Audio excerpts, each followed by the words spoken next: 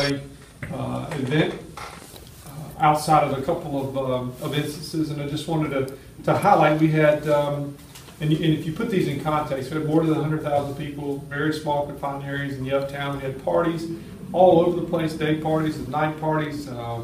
We had all kind of entertainment. We had a basketball tournament, let's not forget, that was taking place. And really only 2 instances of note. Now, 2 instances of violence is too many, but I think when you put it in context, you can kind of see, really what we're talking about. We plan on a large degree for this event. This is one of our biggest events that we have here in the city of Charlotte. It goes into months of preparation and planning beforehand, both for traffic control, pedestrian control, and of course for big events, big parties like this one. We utilize a large number of officers on the street in off-duty capacity to be able to handle all the different events. I'll go through the incident label, which is over in the North Carolina Music Factory.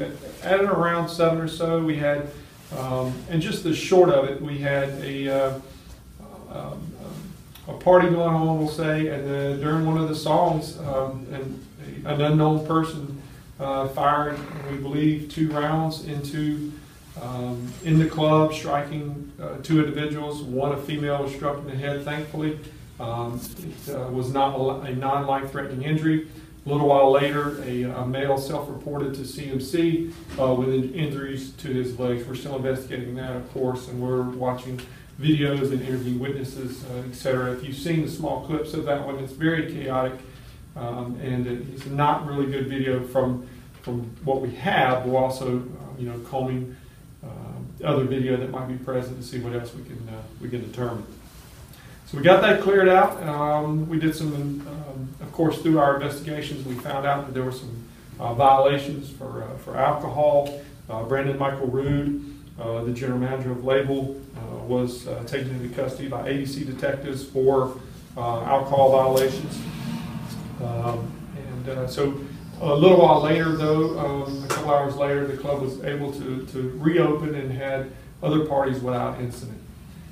Then at about 1:30 in the morning, over at the Oasis tent down on College Street, I don't know if you saw that. It's basically a very, very big, large, like circus tent with holds about 3,000 people or so. And we've had events there in the past.